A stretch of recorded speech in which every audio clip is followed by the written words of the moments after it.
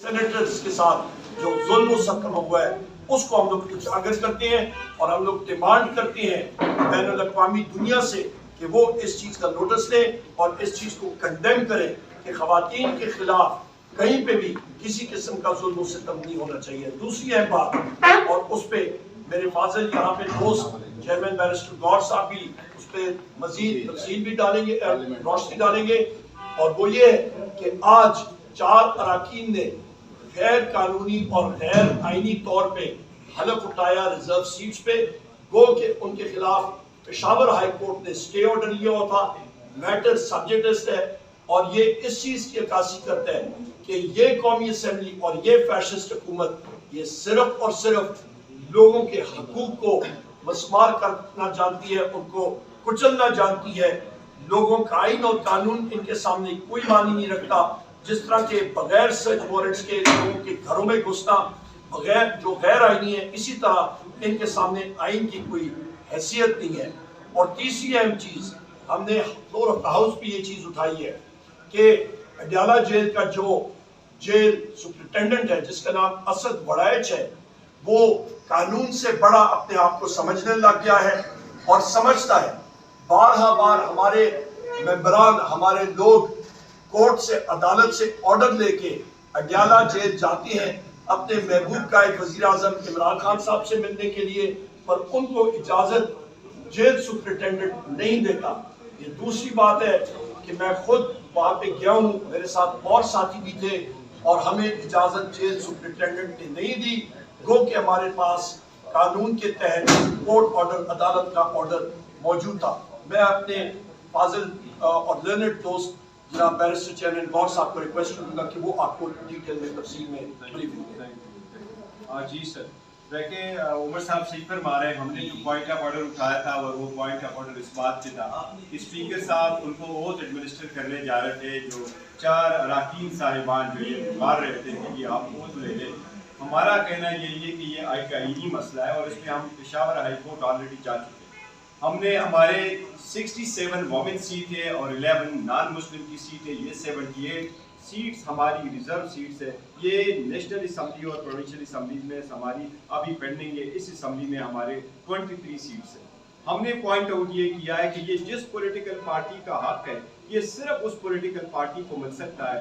किसी और political party को अपनी जीती हुई सीटों के तनासुब से ज्यादा सीटें कानूनी तौर पर, आईनी तौर पर मिल ही नहीं सकती। आर्टिकल 51 का यही मुद्दा है कि एक पॉलिटिकल पार्टी को उतनी ही सीटें मिल सकती है जितनी कि वो पॉलिटिकल पार्टी सीटें जीत चुकी है या इंडिपेंडेंट कैंडिडेट उन पॉलिटिकल पार्टीज को जायज कर सकता है। इसके अलावा कोई सीट उसको नहीं मिल सकती। इतना सिंपल बात है।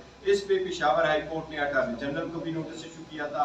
इस पे पेशावर हाई कोर्ट ने ये कहा था कि ताहुक्म सानी इन जो साहिबान है MNAs बनते जा रहे, इनसे ओथ न लिया जाए। आज हमने बड़ा forcefully floor of the house पे उनके सामने रखा है। अटॉर्नी जनरल हाउस में बोल सकता है और उसका पॉइंट जो है वो लिया जा सकता है, लेकिन इसमें रूलिंग देना स्पीकर का काम है। हम समझते हैं कि ये हमारा एक राइट है। वो 23 MNA साहिबान ने जो इस असेंबली में आना है वो सिर्फ और सिर्फ हमारी पार्टी के हो सकते हैं, यही आईनी तकाजा है।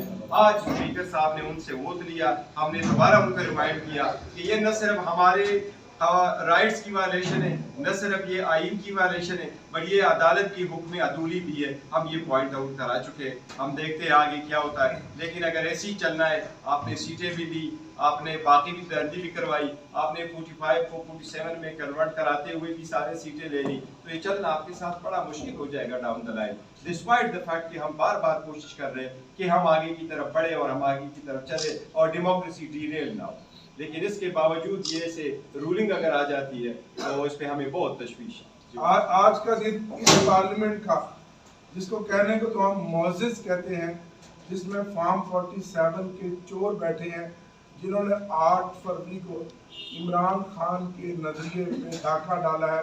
वो मैंडेट जो कौम ने इमरान खान को दिया था, तो फॉर्म 47 वाले बैठे हैं। ये ऐवान मौजिज़ नहीं रहा, ये ऐवान एक नुमाइश का बन गया है। और अफसोस आज स्याह दिन इसलिए है कि आज औरतों का भी आलमी दिन है और आज अभी फॉर्म 47 से इनका पेट नहीं भरा था जो हमसे जो डाका डाला हमारी सीटों पर।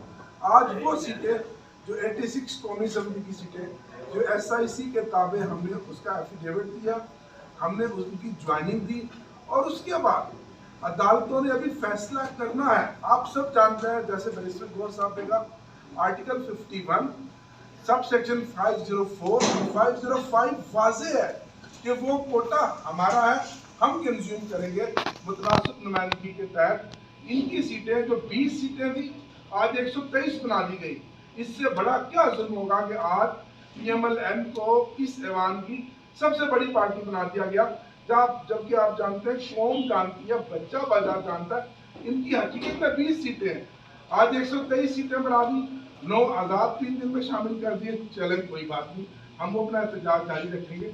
इससे बड़ा जुल्म क्या कि वो हमारी जो सीटें हैं, जो हमारे मैंडेट में हमें मिल रही है, आज स्पीकर साहब ने, बावजूद इसके अपोजिशन लीडर उमर अयूब साहब ने, बैरिस्टर गौर साहब ने, हम सब ने एहतजाज कराया, हाई कोर्ट का हवाला दिया कि मैटर प्रेजुडिस है, आप नहीं हल्फ ले सकते।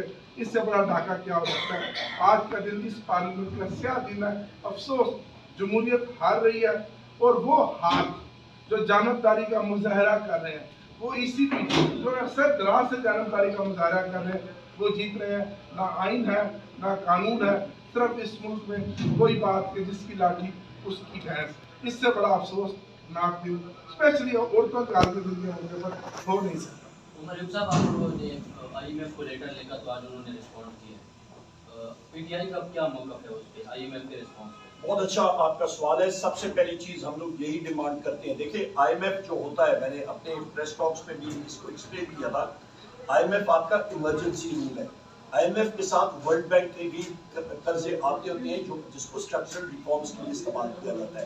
वो कर्जा आप पे, मुझ पे, हम सारे लोगों पे आता है। लिहाजा जब तक मुल्क में रूल ऑफ लॉ सही नहीं होगा, वो कर्जे जो हैं वो सही तरह इस्तेमाल नहीं होंगे।